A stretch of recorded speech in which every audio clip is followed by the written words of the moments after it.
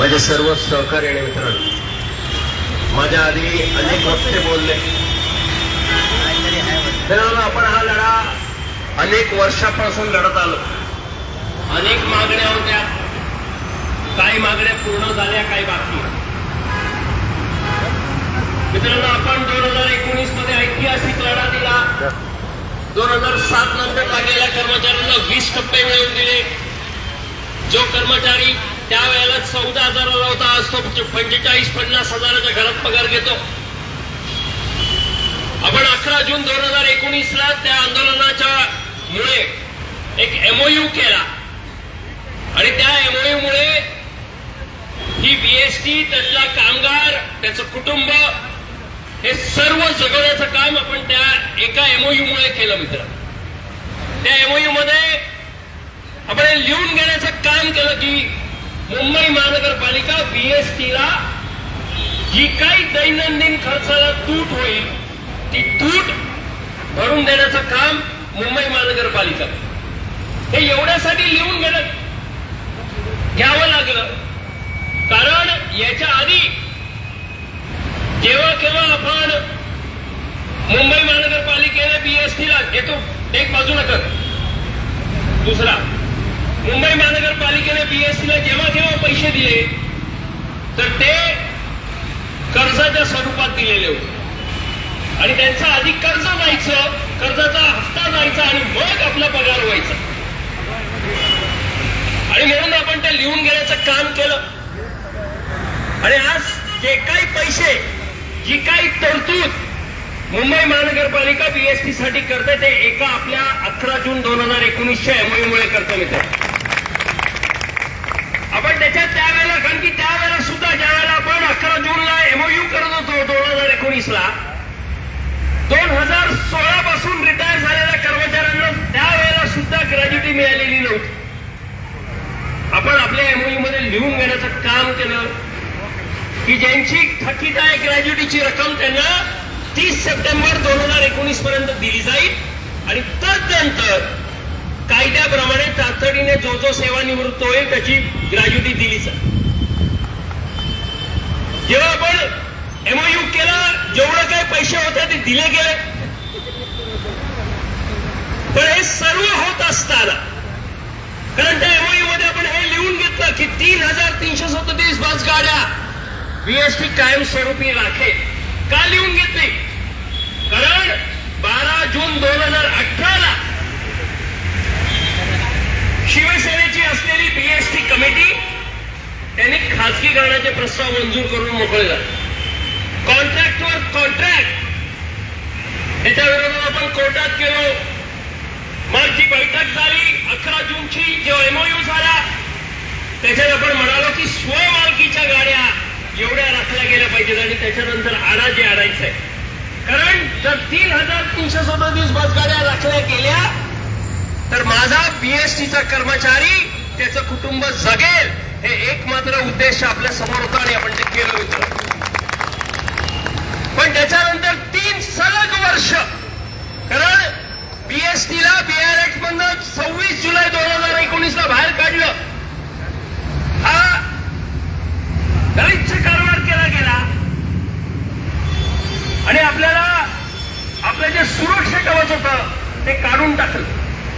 त्याच्यानंतर 3 सलग वर्ष मुंबई महानगरपालिकेमध्ये जे अर्थसंकल्प असतं, कारण की आपल्या गाड्या कमी व्हायला सुरुवात झाली, एकही अर्थसंकल्पामध्ये नवीन गाड्या घेण्यासाठी 1 रुपया मागितला नाही. आज जी लोक कोकळत आहेत, मी काही व्हिडिओ बघितले, अधिवेशनात कोकळतायत, कुठे बाहेर जाऊन बोलतायत, यांची सत्ता होती. आपलं MOU होतं, मुंबई BST कमिटी यांची होती, महानगरपालिका यांची होती, मुख्यमंत्री यांचा होता. एक साधी नवीन बस गाडी घेतली नाही तर लांबचं राहिलं. BST कमिटीकडनं मुंबई महानगरपालिकेला एक साधं पत्र 3 वर्षात दिलं नाही की बाबा रे, आमच्या बसगाड्या स्क्रॅप होत आहेत, कमी झालेल्या आहेत आणि तुमचा MOU आहे, तुम्ही पैसे द्या. एक साधं पत्र मित्रांनो त्यांनी दिलं नाही. आणि आज अवस्था बघा, 249 एवढ्याच बसेस शिल्लक राहिलेल्या आहेत. आपण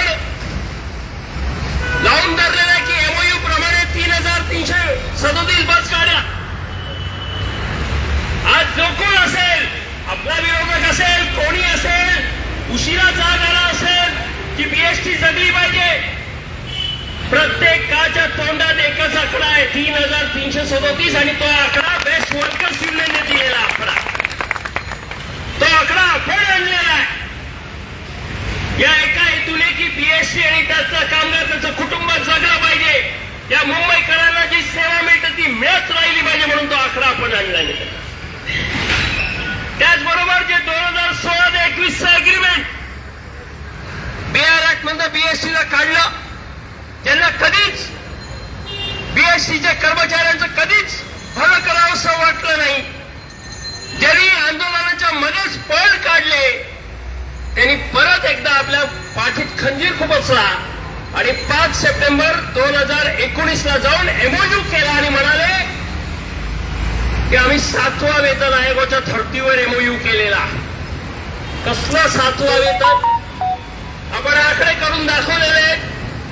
जर खरा खुरा 7वा वेतन मिळाला असता तर आज जो पगार मिळतोय वाढीव, त्याच्यामध्ये किमान फक्त पगाराच्या अनुषंगाने 8 ते 10,000 रुपये अजून वाढले पाहिजे होते मित्रांनो, पण यांनी ते केलं नाही. आणि म्हणून बेस्ट वर्कर्स युनियनने त्या एमओयूवर सही केली नाही. कोर्टात गेलो, जी काही अंतरिम वाढ होती ती मिळवली आणि आजही आपण कोर्टात आहोत, लढत आहोत. विश्वास आहे की खराखुरा 7वा वेतन. यांनी काय सांगितलं बेस्ट कामगार सेनेने येऊन?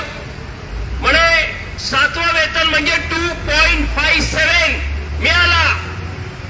अरे पण तो 2.57 चा जो फॉर्म्युला आहे ते कशा बरोबर? सरळ जर 500 रुपये असतील माझे आणि 2.57 त्याचा आकडा वेगळा होईल, आणि 100 पकडले आणि 2.57 त्याचा आकडा वेगळा होईल. बेस्ट वर्कर्स युनियनची मागणी आहे आधीपासून की 7वा वेतन आयोग जर खराखुरा लागू मला करायचा असेल तर आधी 1 जानेवारी 2006 इथे जाऊन आधी माझी वेतन निश्चिती करायला पाहिजे 6व्या वेतन आयोगाच्या अनुषंगाने.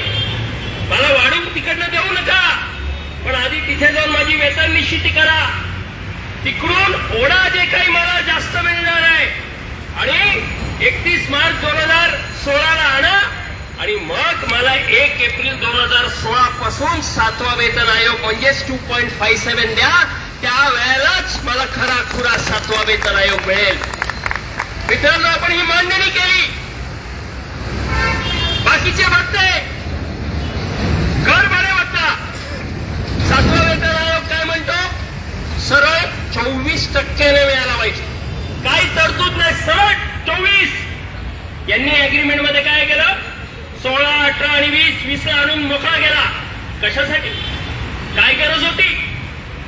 आणि बाकीचे भत्ते तर विसरूनच गेले. काय करायचं नाही, आराम. आपल्याला मेडिकलची गरज नाही, बाकीचं काही गरज नाही असं त्यांना वाटलं आणि त्यांनी लावली वाट. मित्रांनो, बरेचसे संघर्ष केले.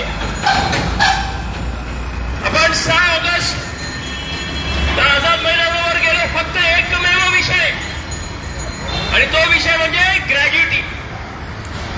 तिथे गेलो, तिथे मांडणी केली. कारण ग्रॅज्युटीचाच प्रश्न का निर्माण होतोय? हे साधारणतः 2007-8 पासून आपला ग्रॅज्युटीचा पैसा ज्याला हातच लावायचा नसतो, त्याचं वेगळंच असतं खातं, ते या हरमखोराने कमिटीत असताना वापरून मोकळा केला. आणि आज माझे हक्काचे पैसे मला घ्यायला भिका मागायला लागतात. आपण 6 ऑगस्टला मोर्चा घेतला, माननीय आयुक्त साहेबांबरोबर चर्चा केली आणि त्यांना हे सांगण्याचं काम केलं की हे तुम्ही तोडून नव्हे तर ह्याच्यासाठी, कारण ग्रॅज्युटी आणि अंतिम डेट याची थकीत रक्कम जवळपास 1,500 कोटी रुपये एका दिवसात येणार आहे का? आम्ही सांगितलं की याची वेगळी तरतूद तुम्हाला करावी लागेल. ती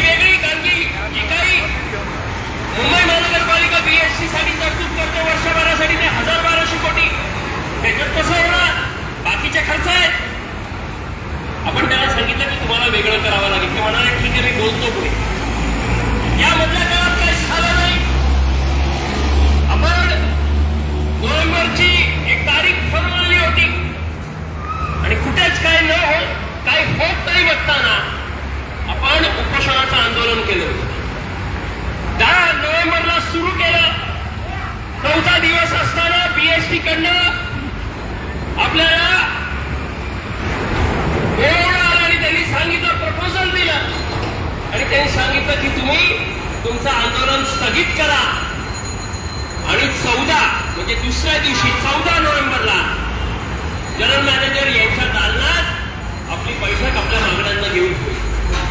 काय मागण्या होत्या? एक, 7वा वेतन आयोग आणि मुंबई महानगरपालिका समकक्ष वेतन करार, जे सेवानिवृत्त झालेले त्यांची ग्रॅज्युएटी तातडीने देणे, पुढे जे रिटायर होणार त्यांच्यासाठी ग्रॅज्युएटीची रक्कमची तरतूद करणे, जे वेटलिस्ट कॉन्ट्रॅक्ट मध्ये आहेत त्यांना कॉन्ट्रॅक्ट ऍक्ट प्रमाणे समान कामाला समान दाम देणे,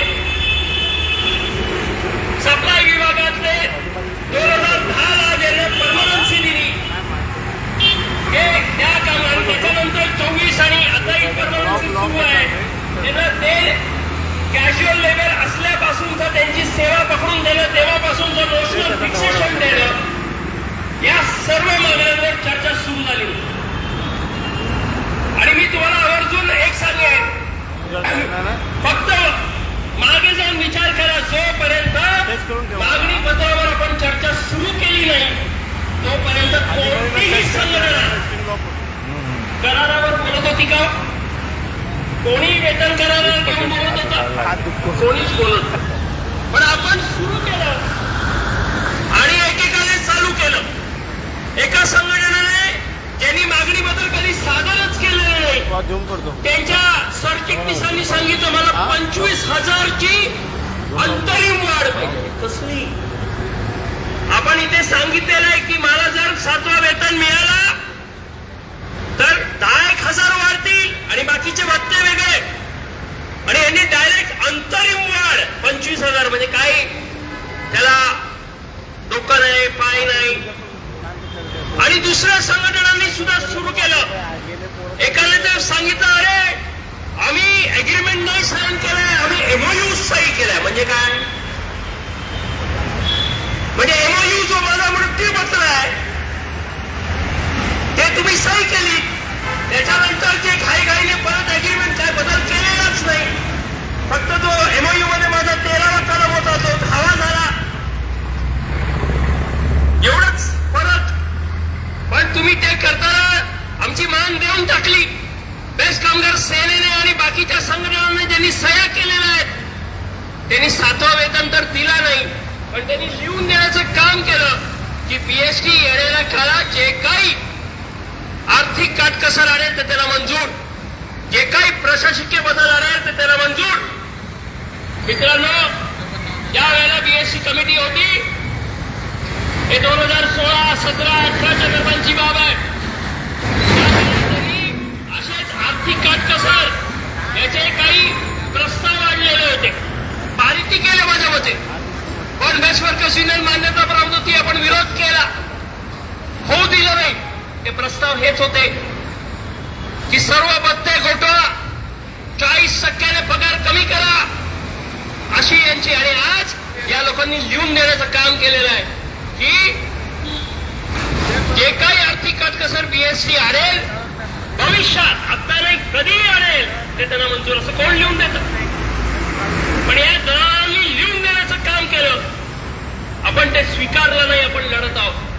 आणि मित्रांनो, यांनी हे लिहून दिल्यामुळे आज काय झालेलं आहे, आज आपण एका बाजूला वाटाघाटी करतोय की मला माझा चांगला पगार मिळाला पाहिजे, 7वा वेतन खराखुरा मिळाला पाहिजे, आणि ही वेळावर एकत्र झाली आणि कुठेही हे कराराबद्दल बोलत नाहीयेत मित्र, कारण यांना अधिकारच राहिलेला नाही. ज्या लोकांनी कारण की हे जे मंडळी एकत्रित आलेली आहेत त्याच्यामध्ये बेस्ट कामगार सेना ज्यांनी आपला एमओयू म्हणजेच मृत्यूपत्र सही केलाय, त्यांच्यातनं काढली गेलेली जी माणसं त्यांच्या 2 संघटना आहेत, जे जेव्हा बेस्ट कामगार सेनेमध्ये होते त्यांनीच तो मृत्यूपत्र बनवला, त्यांनी सुद्धा सह्या केल्या, अशी लोक आहेत. दुसऱ्या बाजूला अजून 1-2 संघटना आहेत ज्यांनी एमओयू सह्या केलेल्या आहेत. ज्या लोकांनी आपलं मृत्यूपत्र सही करून दिलेलं आहे हे कधी परत एग्रीमेंट करू शकतील का? मग का जात आहे मित्रांनो? हे एवढ्यासाठीच जात आहेत की यांना जे काही त्यांनी करून मोकळं केलेलं आहे तेच चालू पाहिजे. त्यांना दुसरं काही नको, त्यांना फक्त दलाली करायची आहे, अजून काही करायचं नाही. मी आज तुमचा जास्त वेळ घेणार नाही मित्र. आपण एक आंदोलन केलं, वाटाघाटी सुरू झाल्या, 3 महिन्याचा कालावधी होता. आपल्याकडे मिनिट्स आहेत, त्याच्या प्रत्येक गोष्ट, प्रत्येक मुद्द्यावर टाइमलाईन काय होती तर 3 महिने. मला जनरल मॅनेजरनी सांगितलं होतं 3 महिने गडबड करू नका, वाटाघाटी करून सकारात्मक निर्णय घेऊ. वाटाघाटी नक्कीच झाल्या, पण निर्णय झाले नाही. आणि ज्या वेळेला 3 महिन्याचा कालावधी संपत आला मित्रांनो, आपण 17 फेब्रुवारीची दुरू हॉलमध्ये सभा लावली, वाट बघितली नाही. आणि आता तर परीक्षा चालू आहे 10वी 12वी, म्हणून आपण 24 तारखेपर्यंत प्रयत्न अजून करू असा विचार केला. कारण आता बीएसटी कमिटी आली आहे, महापौर आहेत, माननीय महापौर बसलेत, स्टँडिंग कमिटी अस्तित्वात आलेली आहे, लोकप्रतिनिधी आलेले आहेत. आपण प्रयत्न करावे असं वाटलं आणि ते प्रयत्न सुरू केलेत मित्रांनो. आपण 2 दिवसापूर्वी बीएससी कमिटीचे माननीय चेअरमॅन अध्यक्षा यांना भेटलो, सविस्तर चर्चा केली, मांडणी केली. काल जाऊन स्टँडिंग कमिटी चेअरमॅन, सभागृह नेते यांची भेट घेतली आणि त्यांनी सविस्तर चर्चा करण्याकरिता ते म्हणाले 1 4 5 6 दिवसामध्ये महापौरांबरोबर, माननीय महापौरांबरोबर एक जॉईंट मीटिंग लावू. पण मित्रांनो, हे सर्व होत असताना जे मी तुम्हाला सांगितलंय की काही मंडळी आहेत त्याला हे होऊ द्यायचं नाही. ते आता आम्ही काल गेलो तर करायला गेली तर फक्त विरोध करायचा. काही लोकांना तर एवढं मला वाटतं त्यांनी कुठेतरी हॉलिवूडला गेलं पाहिजे, एवढे चांगले पोस्टर बनवतात. ते पोस्टर सोडून काही येतच नाही. काय आलं तर पटकन, म्हणजे आपण बोलून मोकळं होतो तेवढ्या तिकडे पोस्टर तयार होतं, काय माहिती नाही. त्या पलीकडे जात नाही. आणि विरोध कोणाचा करायचा तर संघटनाची लढत आहे त्याचा विरोध करायचा, उपक्रमाचा नाही. हे काम करून ठेवलेलं आहे. आपण उपोषणाचं आंदोलन केलं मित्रांनो, आपले प्रश्न समोर गेले, मीडिया समोर गेले, प्रशासनासमोर गेले, वाटाघाटी सुरू झाल्या. मला सांगा, एकही परमनंट कर्मचारी किंवा वेटलिस्ट कर्मचाऱ्यावर ऍक्शन झाली का? कोणाची एका दिवसाची रजा गेली का? खाला झाला का? आणि एवढं सर्व काही नुकसान न होता जर आपले प्रश्न समोर येतील, वाटाघाटी येतील तर काही वाईट आहे का? यांना काय जातं, अरे म्हणे उपोषणातलं काय मिळालं, हे मिळालंय, वाटाघाट्या झाल्या, त्या आधारावर आता पुढे बोलतोय. आणि मी तुम्हाला आज सांगतो मित्र, कारण की 2019 मध्ये ज्या वेळेला आपण आंदोलन केलं, एकजूट होती, 9 दिवसाचा संप, त्याच्या आधी अनेक वेळा उपोषणं झाली, पण ज्या वेळेला तो संप झाला, एका व्यक्ती म्हणजे एक दगड कुठे मारला गेला नाही, एका व्यक्तीवर कारवाई झाली नाही. ती ताकद होती मित्रांनो आपली. आणि आत्ताही मी तुम्हाला आज सांगेन, तर शशांकरावांचं उपोषण केल्याने जर आपले प्रश्न समोर येणार असतील, सुटणार असतील, वाटाघाटी होणार असेल, तर आज शशांकराव एकदा नाही 10 उपोषणाला बसायला तयार आहे मित्रांनो. कारण आपल्याला आपले प्रश्न सोडवायचे आहेत, आपल्याला कामगारांचं कुटुंब जगवायचं आहे आणि आपले पूर्ण प्रयत्न सुरू आहेत मित्रांनो. पण 24 तारखेपर्यंत काही झालं नाही तर नक्कीच आपल्याला तीव्र भूमिका घ्यावी लागेल. आणि मी तुम्हाला आज सांगतो, जोपर्यंत आपले प्रश्न सुटणार नाही, मग ते कायम कर्मचाऱ्यांचे असो, वेटलिस्ट कर्मचाऱ्यांचे असो किंवा सेवानिवृत्त कर्मचाऱ्यांचे असो, जोपर्यंत आपले सर्व प्रश्न, सप्लाय विभागाचे असो, आपले सर्व प्रश्न सुटत नाही मित्रांनो, तोपर्यंत आपल्या आपलं आंदोलन, आपल्या आंदोलनाची भूमिका, आपले पूर्ण प्रयत्न कुठेही थांबणार नाही. मी आज तुम्हाला ग्वाही देतो मित्रांनो.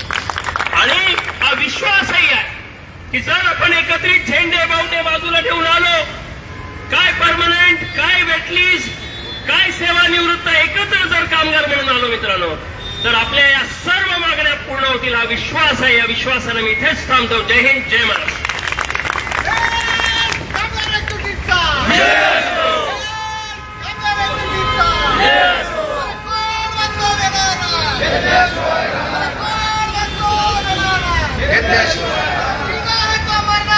कदम कदम पे लड़ना सीखो, कदम कदम पे लड़ना सीखो.